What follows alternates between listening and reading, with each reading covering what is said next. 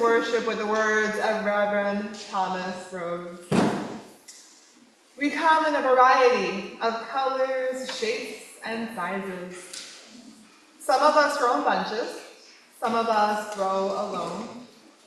Some of us are cupped inward, and some of us spread ourselves out wide. Some of us are old and dried and tougher than we appear. Some of us are still in bud. Some of us grow low to the ground, and some of us stretch towards the sun. Some of us feel like weeds sometimes. Some of us carry seeds sometimes. Some of us are prickly sometimes. Some of us smell. And all of us are beautiful. Okay, of people we are. Come, let us worship together. I invite you guys in body or in spirit to join our voices in our opening hymn, 353 in the gray hymnal, Golden Breaks the Dawn.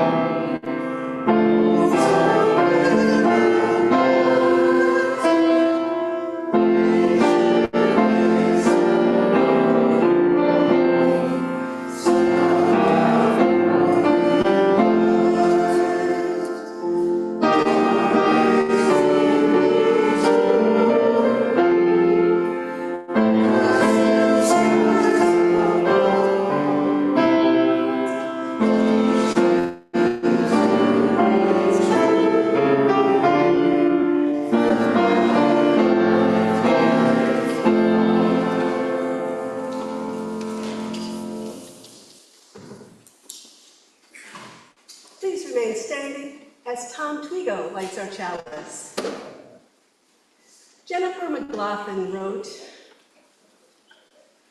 at the first hint of green, as to peek through the barren ground, as that little sprig grows into a healthy stem, as that stem grows into a stalk and forms a bud, as that bud slowly opens with each new day to form a yellow daffodil. Let us be like that first hint of green, renewed by the warm sun's rays, and ready to emerge with a new energy, ready to face the day. We light this chalice to bring a glimmer of that warmth into our space.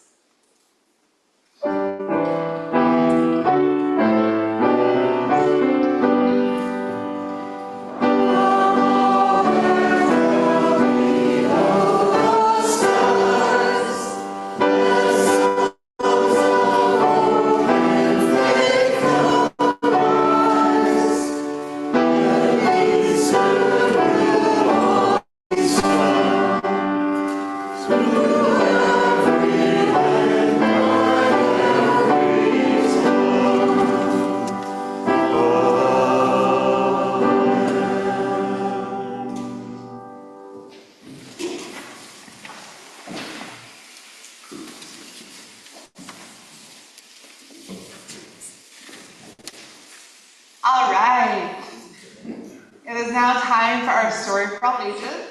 I invite you to gather around as we hear a special story called I Wonder, written by Annika Harris and illustrated by John Rowe.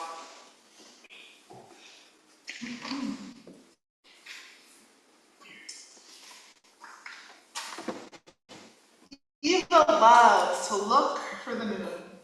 It follows her from place to place, disappearing behind trees and mountains, and then appearing again, someplace new.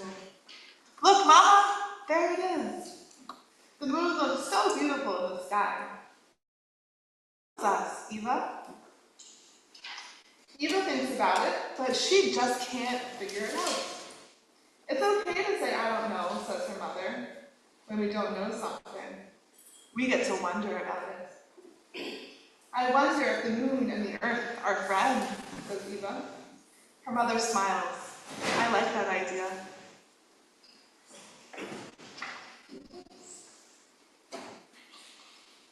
But Mama, how does the moon really stay close to us? There is an invisible force called gravity that pulls all things in the universe together, Eva's mother explained. Gravity keeps the moon close to the earth, and it keeps the planets close to the sun, too. They circle around, like this. Eva understands a little better, but then she starts to wonder. Mama, where does gravity come from?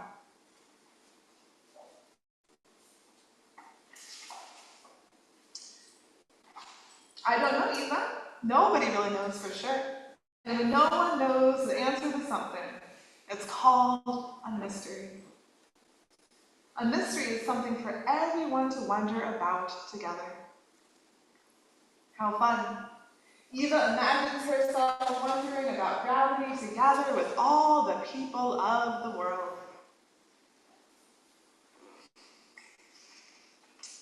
Eva watches the moon disappear behind the clouds as she walks, excited to see where it will appear next. How many grains of sand are in the whole world, Mama? I wonder about that too. There are trillions and trillions of grains of sand, but nobody knows exactly how many. Eva tries to think about all the sand in the whole world. It feels so great that I can't fit it all in my imagination. It makes me feel dizzy, like I'm falling. I know what you mean, her mother agrees, and I'm sure other people feel that way too.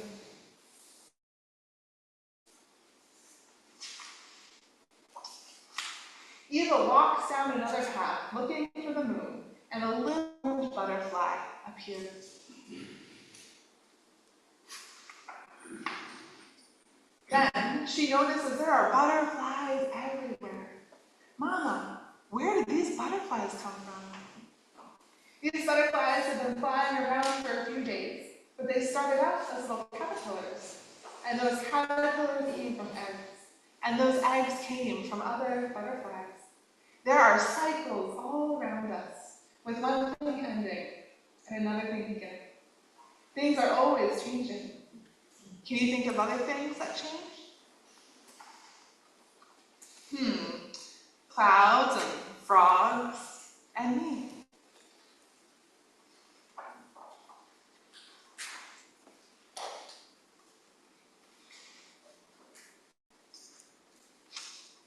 Later, Eva wonders, Mama, what was here before all the butterflies and frogs and clouds and everything?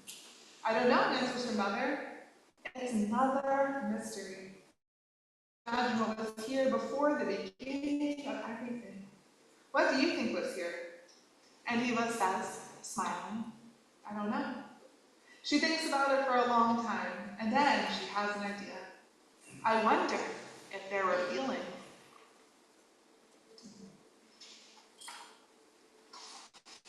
As she walks home, Eva sees the moon again, glowing brightly above the roof of her house. Let's go inside and look for the moon through a window.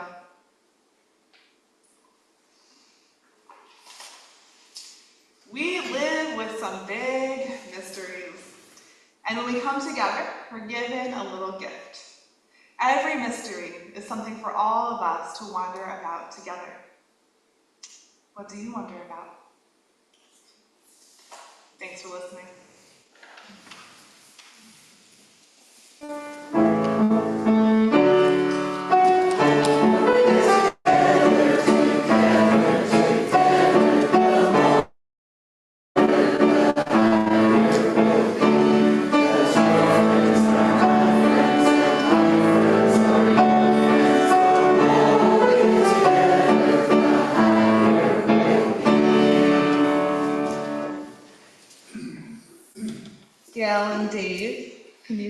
forward.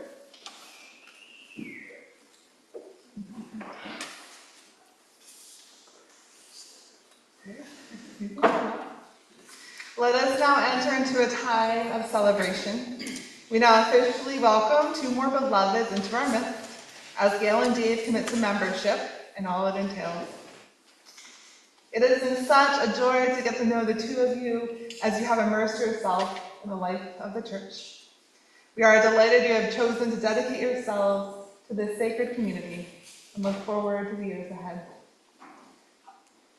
Let us now pause in ritual, and afterwards, Gail and Dave will sign the membership. We'll be engaged in a responsive reading. We'll begin with Gail and Dave, and then the response from the congregation is printed. Okay.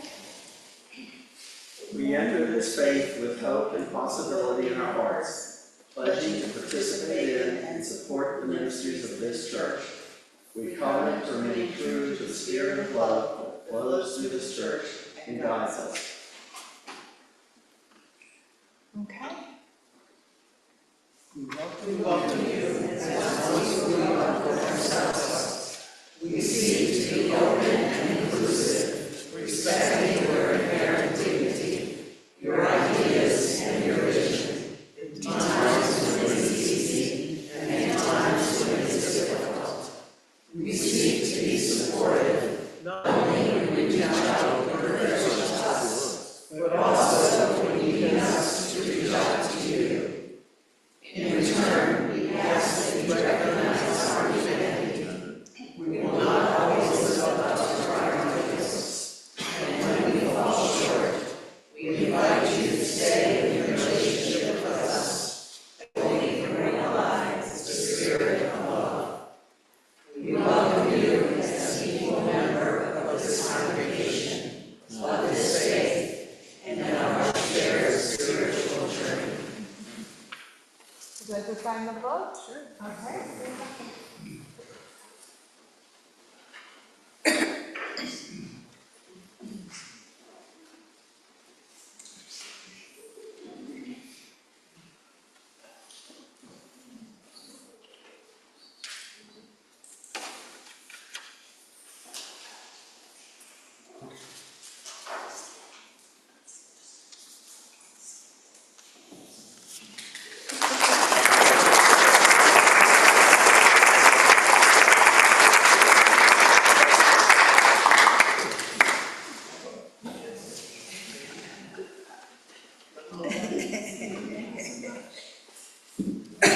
On behalf of the church and the members of the community, we're just delighted you're here. Thank you.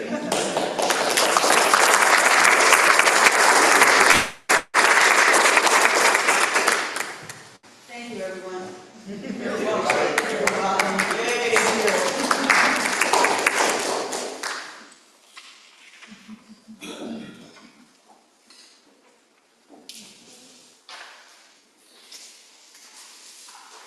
Please remain seated for our prayer hymn, number 10 and 29 in the Teal hymnal, Love Knocks and Waits for Us to Hear.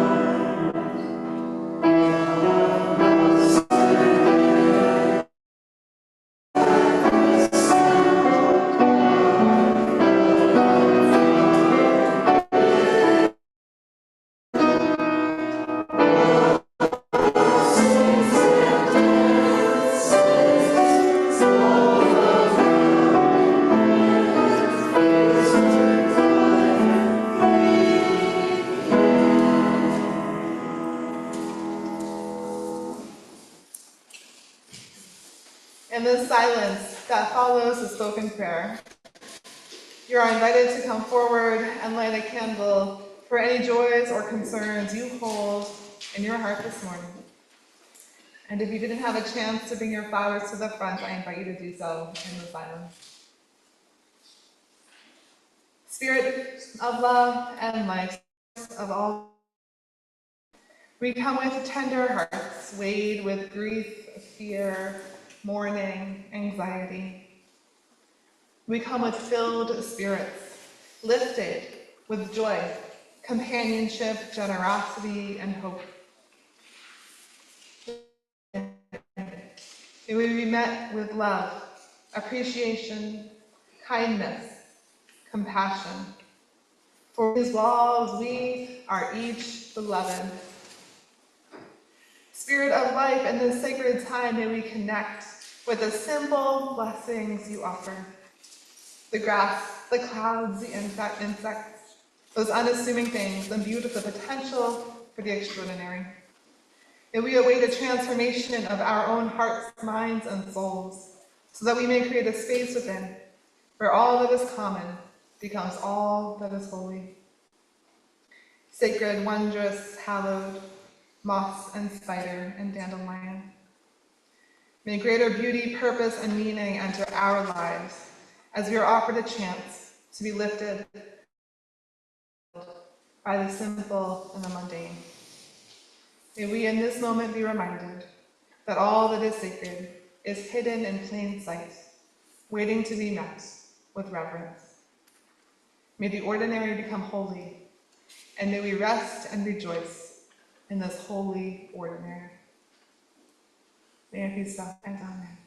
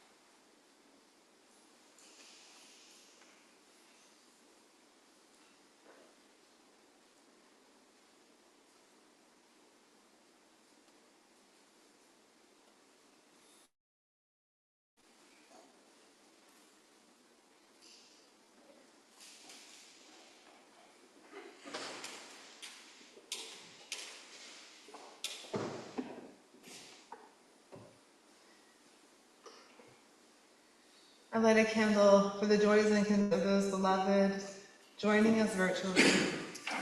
And I light a candle for all else that we hold in our hearts and our minds this morning. If it's hurting, know that your community is here to help, as am I.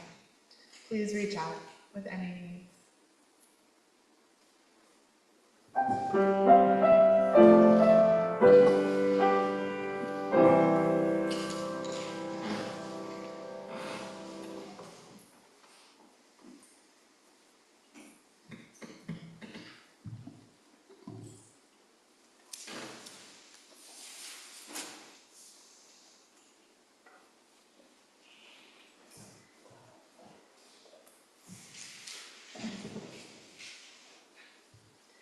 Our church blossoms with the sunlight of our love and the nourishment of treasure. We accept this morning's offering with gratitude. For those of you watching the service online, you may contribute to a virtual offering plate by using the donate button on our website or by sending a check to the church office. Will the ushers please come forward?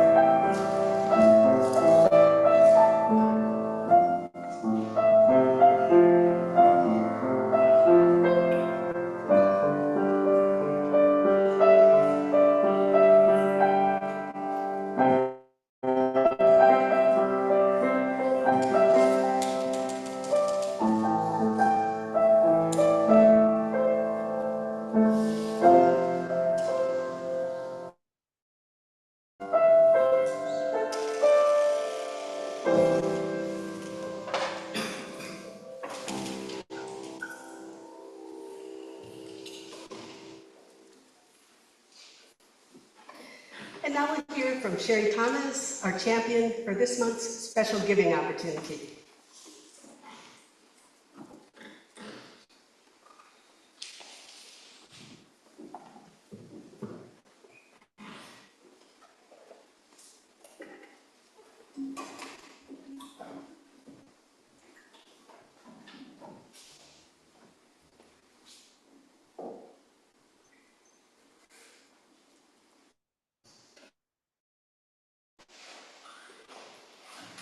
I want to thank Dan and our technical team for having this dandy microphone, and for everybody. I also want to thank the Special Collections team for inviting me here this morning to take this special collection. I have it right here. Okay. Today, we take a special collection for the Unitarian Universalist Mental Health Network. The acronym is UUMHN, and of which I'm honored to serve on its board of directors. And we were organized in 2018, and we secured our nonprofit status, 501c, in 2020. Our network is dedicated to serving congregations and the broader UU community in promoting mental health and understanding its challenges. Its stated goal is to empower the beloved community in honoring each individual's unique mental journey toward wellness. The network currently has special services, and we also give advice when asked, although we're not medical professionals. We have resources that we can refer people to. And we subscribe to a covenant that includes recognition that each person is unique and beloved, sounds familiar, recognition of the vast diversity of experiences with mental health, and honoring individual choice as a first principle so that no specific approach is espoused or rejected, and recognition of the intersectionality, that's your 50-cent word for the day, of mental health issues and other claimed and lived identities. We do workshops. We have a youth and young adult toolkit. Many of you know we also do special services. We have a speakers bureau that we speak to different congregations. And if you haven't had a chance to watch it, on May 19th, we had our UU Mental Health Network service, which we did on Zoom, but it's also available on our YouTube channel. And you can just go to uumhn.org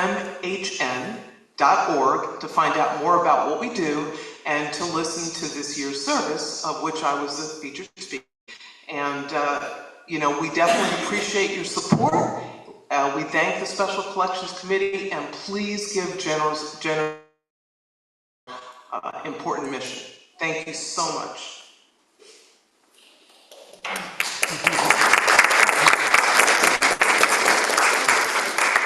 If you'll be making your contribution by check today, please make your check out to Channing Memorial Church. And if you'd like to, you can put UUMHN in the memo line. And will the ushers please come forward again.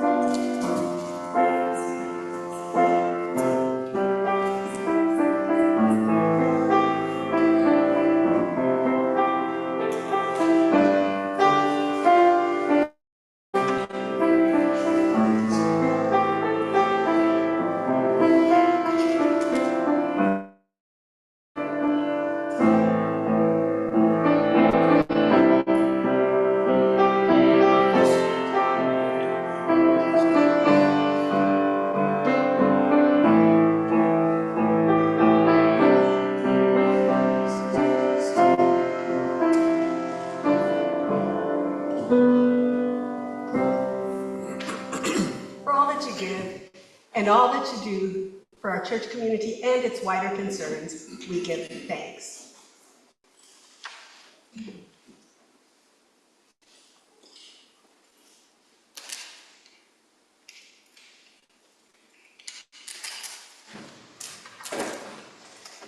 Morning Prayer by Mary Oliver. Every morning, the world is created. Under the orange sticks of the sun, the heaped ashes of the night turn into leaves again and fasten themselves to the high branches. And the ponds appear like black cloth on which are painted lilies. If it is your nature to be happy, you will swim away along the soft trails for hours, your imagination alighting everywhere. And if your spirit carries within it the thorn that is heavier than lead, if it's all you can do to keep on trudging, there is still somewhere deep within you a beast shouting that the earth is exactly what it wanted. Each pond with its blazing lilies is a prayer heard and answered lavishly every morning. Whether or not you have ever dared to be happy, whether or not you have ever dared to pray.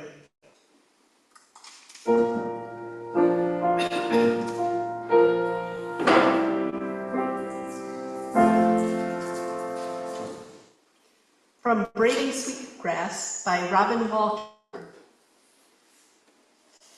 Even a wounded world is feeding us. Even a wounded world giving us moments of wonder and joy. I choose joy over despair, not because I have my head in the sand, but because joy is what the earth gives me daily, and I must return the gift. Please rise in body or spirit to join our voices in hymn number 65, The Sweet June Days.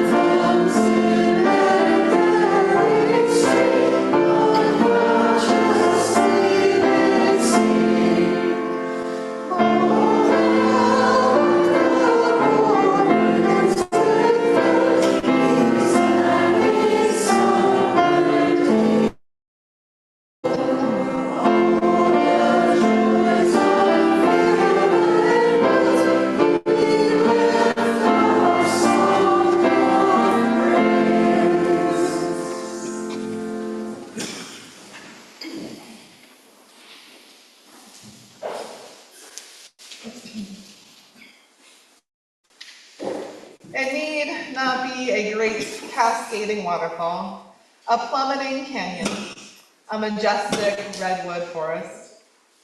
It need not be the astounding depths of the ocean, the great snow-capped mountains towering towards the sky, though these do evoke wonder and awe, yes. But what of the awe in the common and the mundane? What of clouds, dandelions, dead, fallen trees, the sweet call of a blue jay or a goldfinch? Cannot the monotonous elicit reverence as well? I know some of the most sacred times of my short and fleeting life have been found in admiration, evoked through a magnificent sunset. The same sunset that occurs night after night after night. The monotonous become the wholly ordinary, that which is sacred and awe-filled, cultivated in nature's simplicity. The budding, simple beauty is so pervasive and without exception present. We are surrounded by objects of wonder and awe in each moment of each of our days. Our lives are transformed as we respond in delight to a simple flower or a common insect.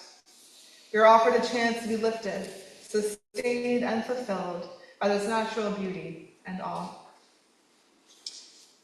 The world is feeding us, writes author Robin Wall Kimmerer, feeding us through moments of wonder and joy. Through moments with the clouds, the oak trees, the daylilies, gifts of the great mystery from which each of us came, nourishing our beings with that which raises our spirits and deepens our faith. Yet nothing arises without an opponent. May we connect with joy, declining its adversary, despair. There's an intentional and profound choice in how we decide to engage with the natural world, in how we respond to all of that have been offered, that which feeds us. Joy and despair.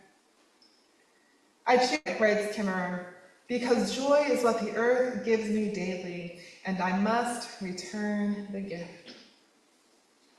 In response to the gifts of nourishment and wonder and awe, may we reciprocate with gratitude, appreciation, and a deep felt elation in delighting in all that is, in all that has been graciously provided us, most often by those simple gifts that are so frequently overlooked and ignored.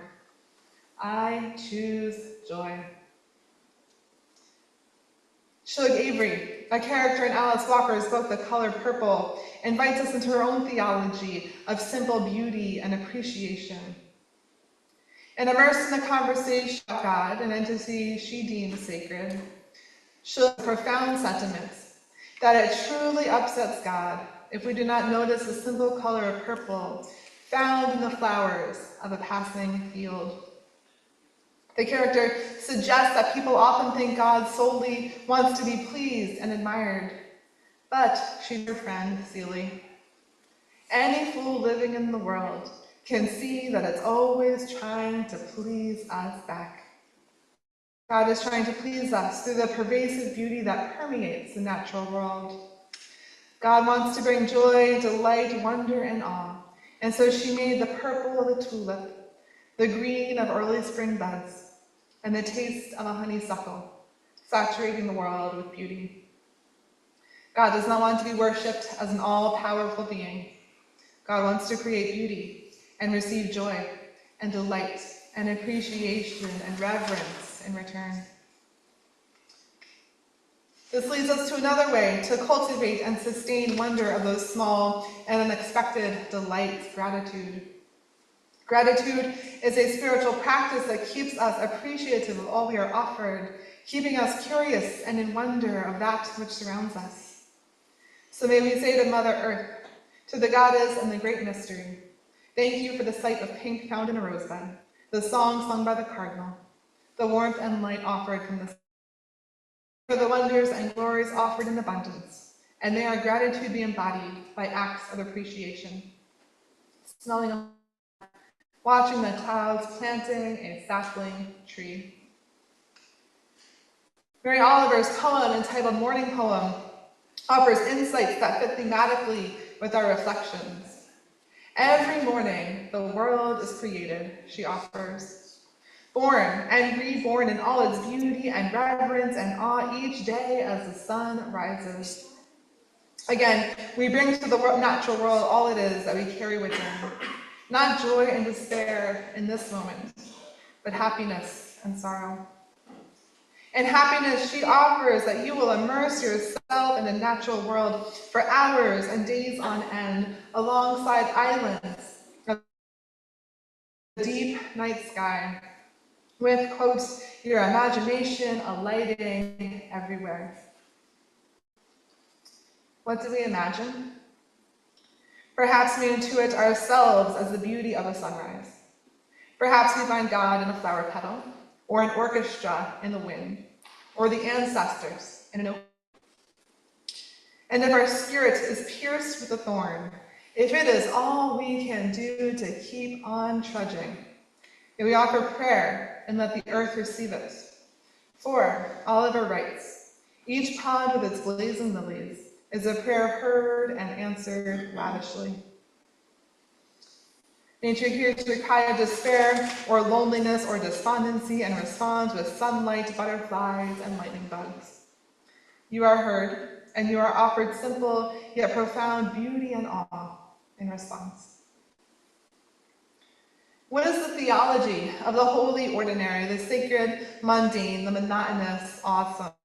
The faith of the flowers, the clouds, the bumblebees, the beetles. May we reflect upon the theology of religious naturalism, a deep, profound theology rooted in sacred and holy wonders of the natural world, with a deep sense of interconnectedness with all that is. Simple flowers and hidden anthills alike. Theology ground themselves both in spirituality and in morality, based on the offerings of nature and all she holds within. There is this profound and awe-filled joy and wonder in the fact that we, any of us, are simply alive, that we have time at all in this precious realm. Us, including ants and caterpillars and dandelions and those other overlooked wonders. What does this elicit in our minds, bodies, and souls? We are offered true markers of a meaningful spirituality, appreciation, gratitude,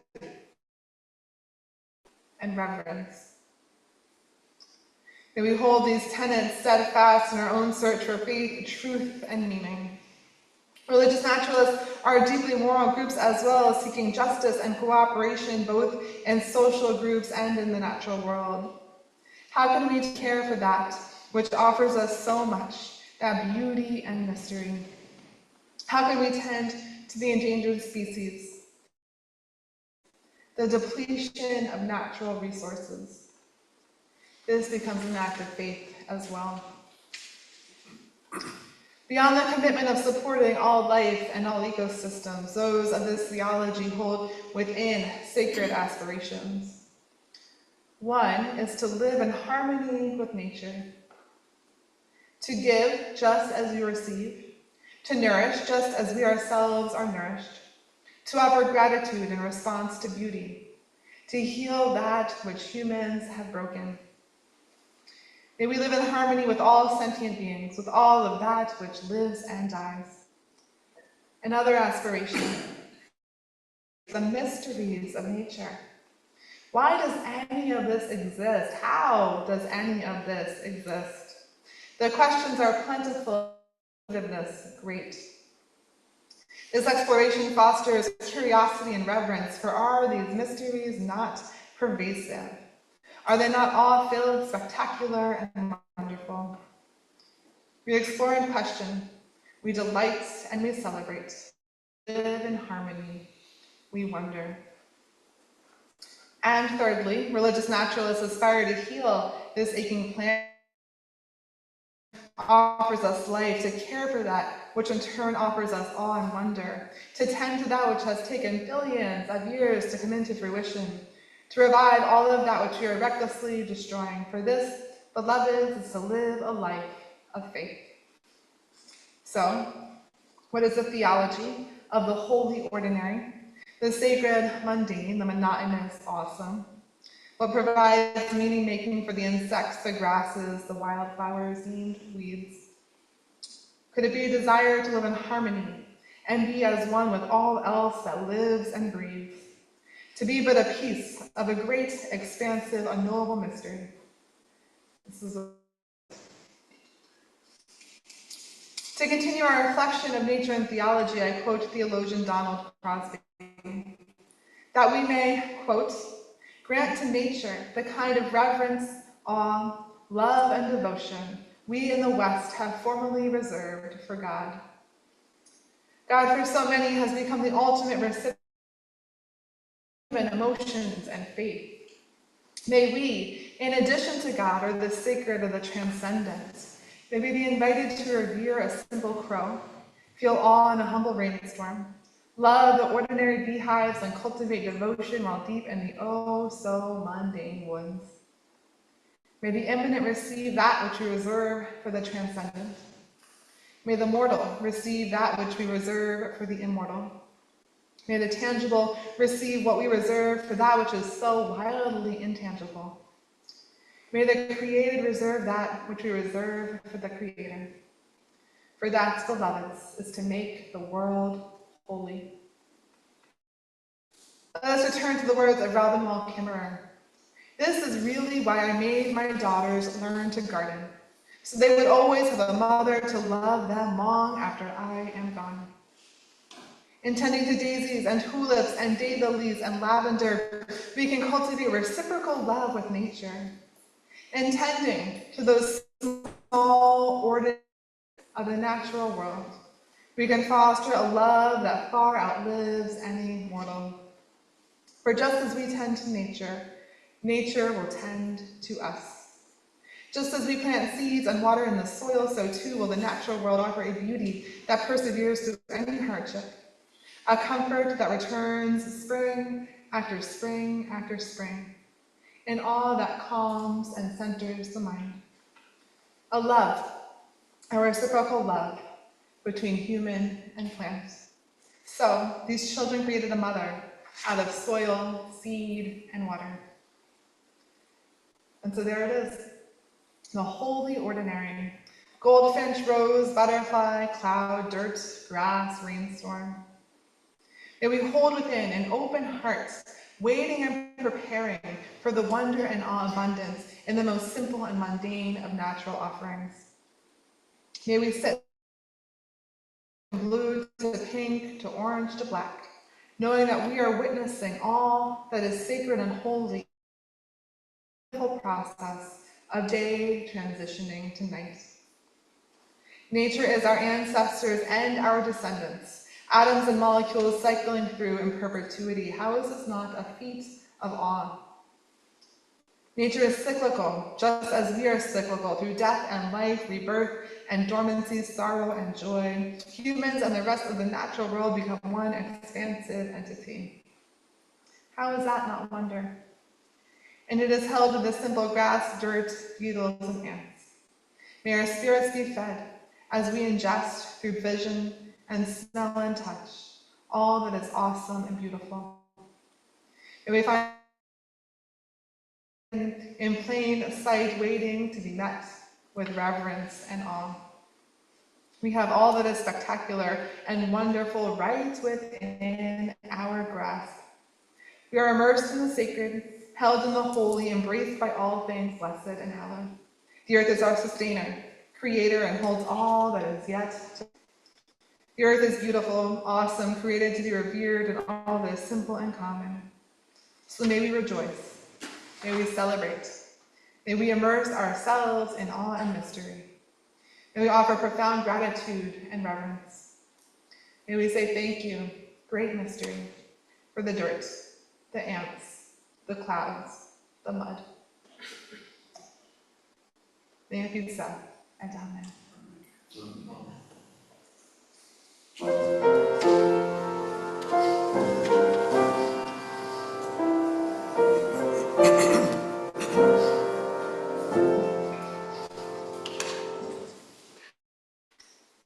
Beloved, after reflecting on the holy ordinary, the sacred, mundane, those supernatural wonders that nonetheless embody beauty, wonder, and awe, we now enter a period of ritual that originated 100 years ago by Unitarian minister Norbert Chapek, highlighting simple, ordinary flowers made sacred and holy and meaning.